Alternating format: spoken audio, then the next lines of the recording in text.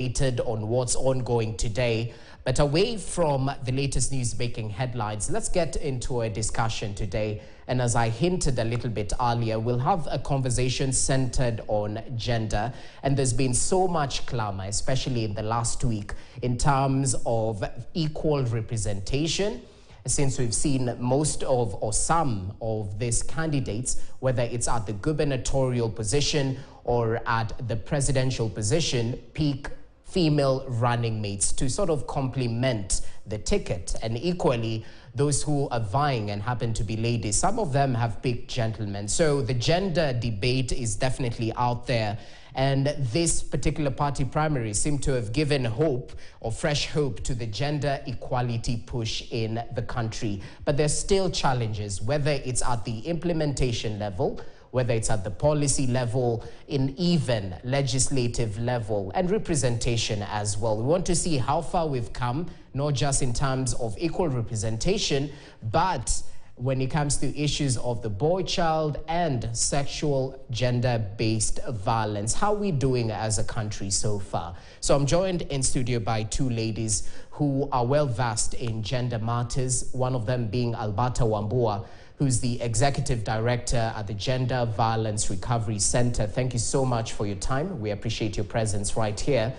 And equally, joined by Rosemary Kinuthia, who's a Director at the African Boy Child Network. Ladies, thank you for your time. And let's get right to it. And perhaps it would be proper to start with your quick reaction on the latest news that have been hitting the headlines. And I mean, I'm holding today's edition of the Sunday Standard, and it shows a picturesque moment between one of the candidates, Raila Odinga and Martha Karua, and it sort of hits to what has been the conversation this week: gender equality, especially when it comes to representation.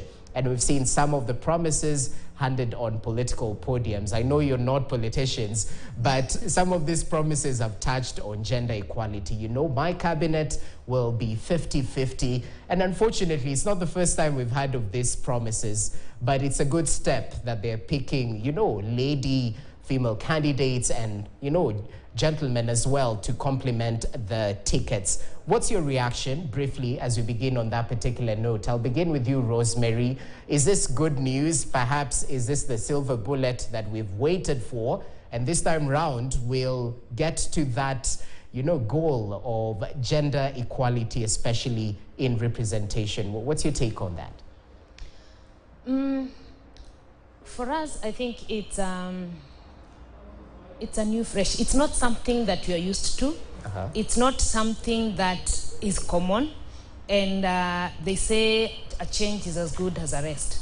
So for us, looking at Martha and looking at the history she's come with, we see it like it's beyond being a woman. It's beyond being a gender debate. I think she comes out as a very strong candidate with very rich history in fighting for people's rights and what is right by Kenyans, and we are happy about it. And I'm hoping and trusting that going forward, we will see something different from what we are used to. So from us, it's actually congratulations to Martha. We are proud of her and we'll push her and support her. Okay. Change is as good as whatever you mentioned. Alberta, your take on that as we react to the news, perhaps? Will this push the message even deeper? Yes, this is exciting. This is exciting because it pushes the message deeper on a number of things. One, the representation. It's brought a lot of hope, especially for women who are not maybe excited to participate in politics, including myself. Now we're excited to participate, not to be politicians, but to be part of the discussion. And again, it's also, it gives hope in terms of modeling. You know, now you have a woman leader, you know, at that level. And it's just a continuation of our first. We've just come from our first female CJ. So it's very exciting. And of course, adds to the voice of women and girls to the table. Well, that's definitely good news. And Alberta is still with you. Let's talk about some of the challenges that, you know, we've gone through as a country as we, you know, push for clamor around gender parity and getting rid of sexual gender-based violence. I'm looking at a report right here that's centered on gender-based violence, and it says in 2021, roughly 12,520 cases were reported. And this is definitely a dent in the journey towards fully implementing policies and perhaps, you know, the goodwill when it comes to rooting out gender-based violence. What's your reaction to such statistics? Thank you. So one thing to note is that that is just the reported cases. There are a number of other cases that are not reported for a number of different reasons. Another thing, as you rightfully say, this is also a hurdle in terms of attaining gender equality. There are a number of, let's say, manifestations that come with gender-based violence. The sickness, the physical, the psychological trauma, the economic empowerment, not having the opportunities or cut off because of that. So this is also then a very big challenge in terms of development, because then you're having, would I say, a big chunk of the team not being able to play along. So yes, and just at the center, you can imagine this is at the country level. So even where I work at the GVRC, it's about a third of that statistics. But as I said, that is just only the numbers that have been able to report. One thing I'd also mention is that this is also around the COVID period where we had limited access to services. So there are a number of challenges that come with gender-based violence and development. Okay, and let's be real here just briefly about looking at, what gender or proper gender representation can bring on the table. Will this perhaps help in solving this menace in society? Proper gender representation? Yes, it does. Oh. Yes, it does, Rogers. It does in terms of solving the problem, because then you have, would I say, both genders at the table having discussions. And for a long time, and why the discussion around gender equality is because then the women and girls were suppressed and were not part of the discussion, and simply because of our socialization, our patriarchal society, and hence the access to resources. But again, I would like us to also make sure that it's not just about equal representations, but it's about equal representation that is meaningful, meaningful participation. So you want people to be, yes, women to be at the table with men, but both parties being able to articulate their issues and doing so well. Just as my colleague mentioned earlier, for example, Martha is not there just because she's a woman, but because of the qualities that she has.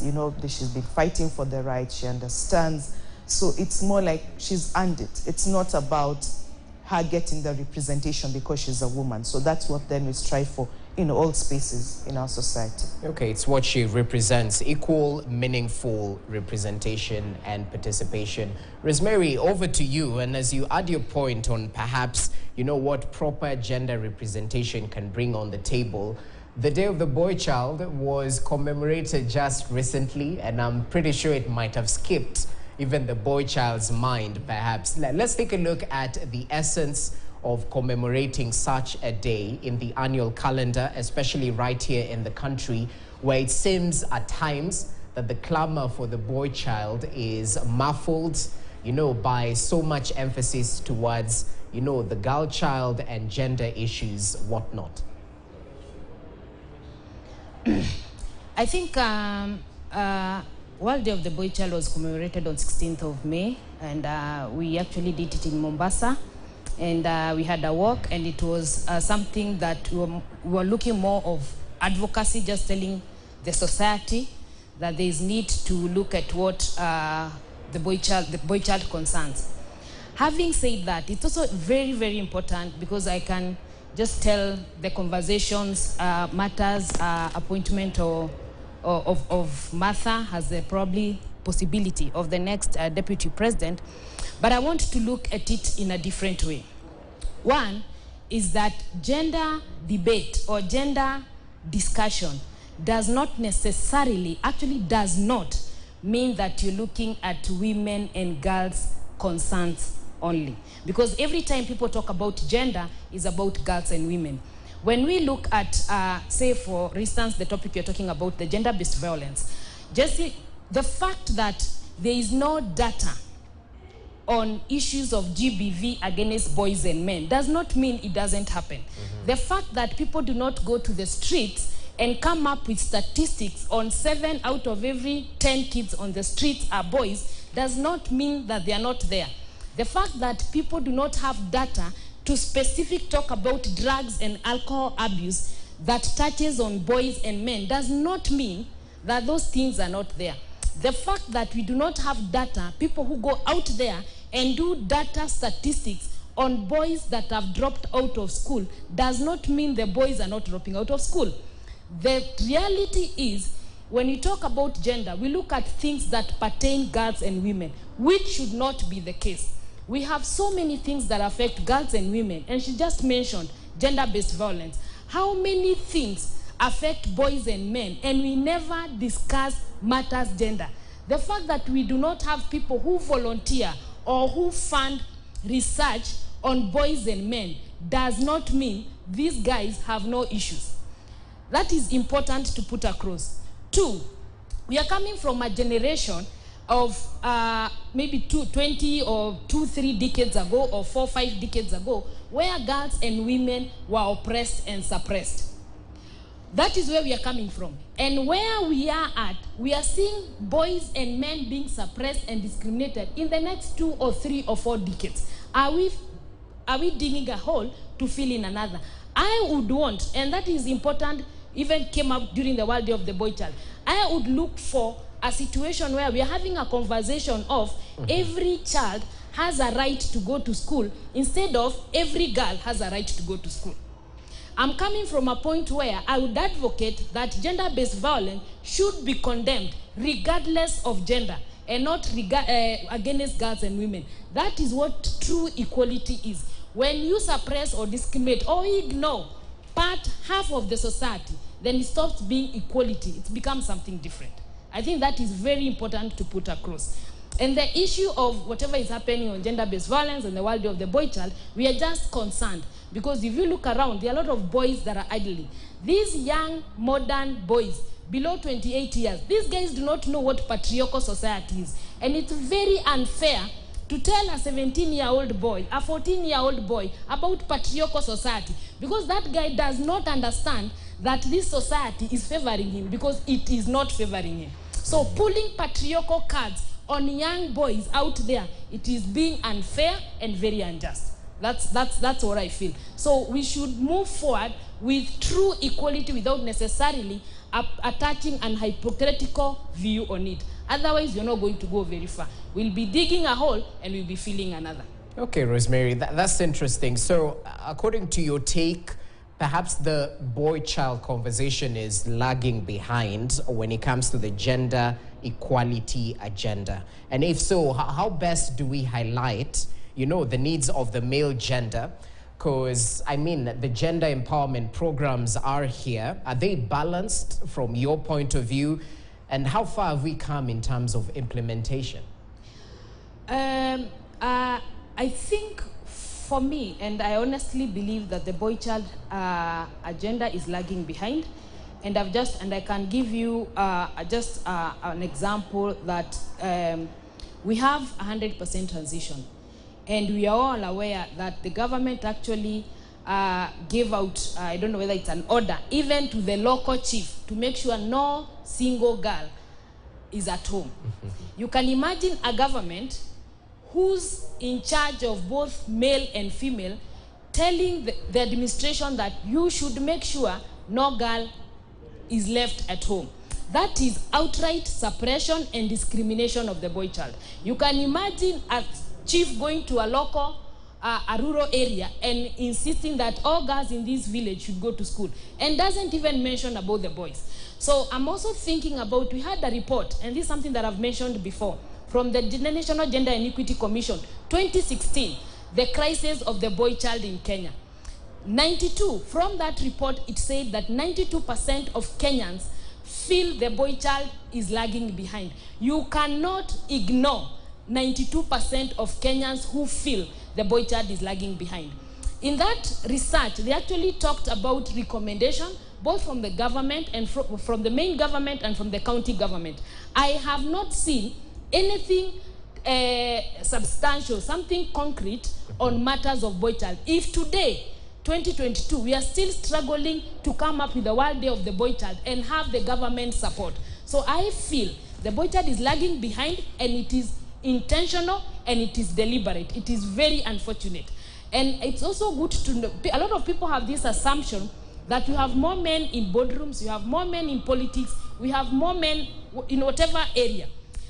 But it's also important to note, the more men we have in politics, the more men we have in boardrooms, it also means we have more men in prison, we have more men on the streets, we have more men committing suicide, we have more men going through depression, we have more men on the streets. So it cannot be, it only works well when it comes to positivity. The same effort we put in propelling women to higher places is the same energy we should put into reducing the number of boys in prison. Come up with mechanism and preventive programs to prevent more boys from getting into drugs, getting into the streets, or going to the prison. That is what we should actually focus, whereby everybody is given an equal opportunity going forward. That is what equality is. Okay, well noted. Alberta, add your voice to this, because it's a, cumulative effort at the end of the day. Both gender divides should be pushing for the same goal when we talk about equality. But according to her take from Rosemary, it might seem skewed at the end of the day, that a little bit more emphasis is given to the girl child. Perhaps is this your take? And equally, when it comes to sexual gender-based violence and the unfortunate cases that perhaps you get to, witness through the Gender Violence Recovery Center, how much is the proportion, and are boys equally affected, and what needs to be done to push the message equally? Thank you. So one, at the Gender Violence Recovery Center, 90% of the cases are the female, and 10% are male, and 10% would be an average of about 400 cases in a year, and that's survivors, male survivors from all ages, and suffering all forms of gender-based violence, from sexual, physical, emotional, economic, all of them. Again, working with the organization being there for 21 years, we've also realized that it's fewer men would actually come and report on violence, and most of them only report when it's really, severe cases of injuries. Now, one thing I would like to mention, also co-chair the National Gender Sector Working Group. In the last 2 years, there's been a lot of goodwill from the government, and one of the things that has come up is the Generational Equality Forum and the 12 commitments that Kenya has made. And those 12 commitments were more on gender-based violence, both the prevention and the response. Now, I'd like to mention that a lot of organizations now are working on what we call integrated and inclusive programming. So, for example, if you come to GVRC, it's not about a woman and a man, it's about services that are customized for both genders, and actually also appreciating all the diversities, not just men and women. Something else I'd like to add, Rogers, is that when you talk about gender equality, it's not about a man or a woman, and it's not about empowering one is disempowering the other, and that's a conversation I wouldn't want to be dragged into. It's about providing equal opportunities for both genders. Now, if there's been a gap, for example, in research, in statistics for men, then we need to get the men organized, the boys organized, and as such then, being able to articulate the issues and bring it to the table and have that discussion. So it's not about, the women versus men. It's never that discussion. It's all about how then do we present equal opportunities for both. Just, let's say a month ago when I was having a discussion, just stay in your studios, and we're discussing HIV infections, for example, and teenage pregnancies. And they're really crazy. There were about 99,000 new infections, in adolescents in 1 week.